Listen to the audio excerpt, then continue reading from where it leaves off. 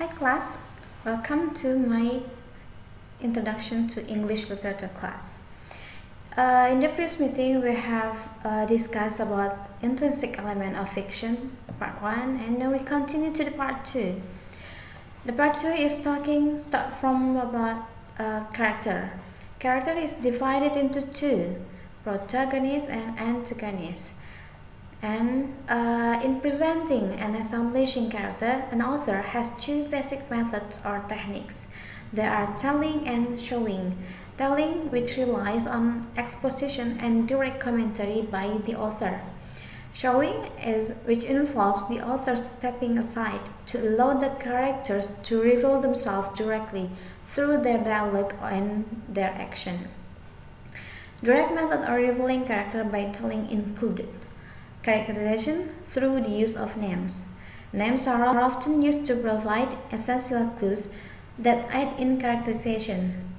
Some characters are given names that suggest their dominant or controlling traits. For example, in Harry Potter movie, the antagonist character is Draco Malfoy. Yeah, from the name, it reveals that he is an antagonist character. Next is characterization through appearance. Details of appearance often provide essential clues to character. Details of physical appearance can help to identify a character's age and the general state of his physical and emotional health and well-being, whether the character is strong or weak, happy or sad, calm or agitated. Yeah, for example, Sam in a character movie 2, Draco Malfoy always using a high quality clothes, yeah. In vice versa, Harry Potter always using a not good clothes. Next, characterization by the author in the most customary form of telling the author interrupts, including the thoughts and feelings that enter and pass through the character's mind. Characterization through dialogue.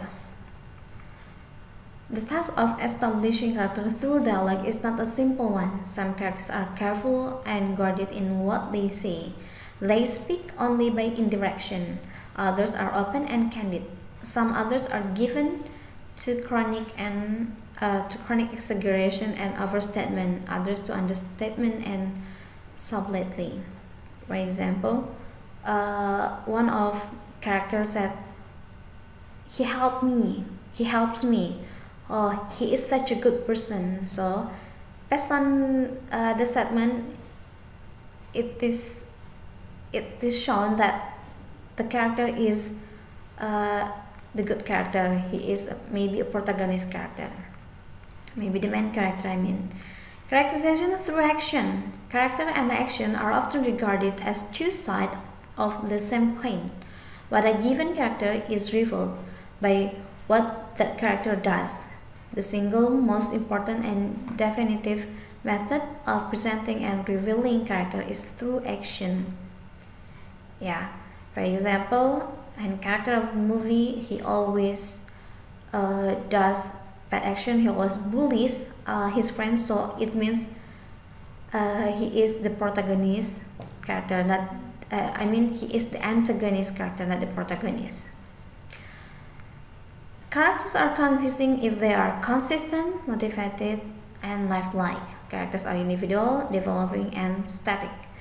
Individual is round, many-sided, and complex personalities, developing, dynamic. Yeah, many-sided personalities that change for better or worse by the end of story. Yeah, maybe in the opening, in the first minute time of the movie, he always does bad things, but in the end he is being a good person. Static stereotypes have one or two characters that never change and are emphasized.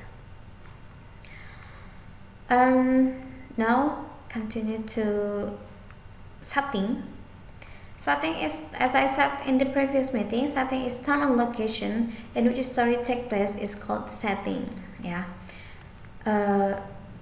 there are several aspect of a story setting to consider when examining how setting contributes to story. The first is place, geographical location, where is the action of the story taking place. Time, when is the story taking place, including such as historical period, time of day, year, and extra.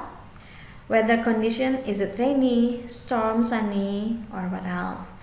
Next is social condition. What is the daily life of the characters like? Does the story contain local color?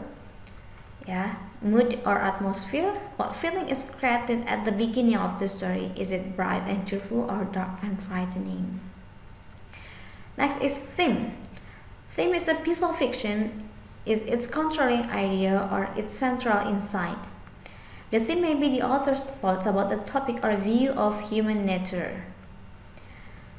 The title of the short story usually points to what the writer is saying, and he may use various figures of speech to emphasize his themes such as symbol, allusion, simile, metaphor, hyperbole, or irony. In discovering theme, the first is we can try to understand the main character. Analyzing the main character is an important part of discovering the theme. List the physical and intangible attributes of the main character. Decide if the reader is supposed to identify with the main character or if she is someone the reader doesn't want to be. Next is identify the conflict. The conflict in a short story always involves the main character. The conflict can be between the main character and another, society, or some force of nature, or within the main character himself. Yeah, he is some conflict with his ego or his himself. Yeah. The third is know how the conflict is resolved. The resolution of the conflict can give the reader a big clue as to the theme of a short story. 4 is make a generalization. Look at the main character, her conflict, and how it was resolved to determine the theme of the story. Next, after character, theme, now we continue to point of view. The point of view, number 1 is innocent eye. It means the story is thought through the eyes of a child, his or her judgment being different from that of an adult. 2 is stream of consciousness. The story is told so that the reader feels as if they are inside the head of one character and knows all their thoughts and reactions. The third is first person. The story is told by a protagonist or one of the characters who interacts closely with the protagonist or other characters. Usually using pronouns I, me, we. Yeah.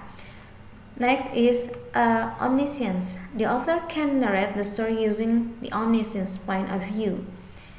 He can move from character to character, event to event, having free access to the thoughts, feelings, and motivation of his characters.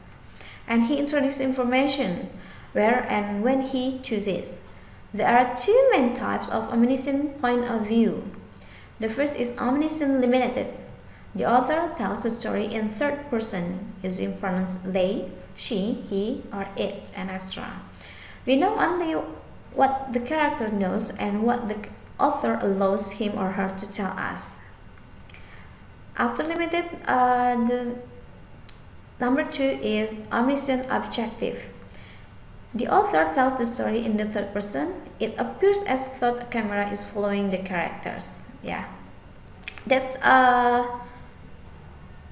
the intrinsic element of fiction part 2, and this is the end of our lesson before we have midterm tests. So I just can say thank you and see you. Bye.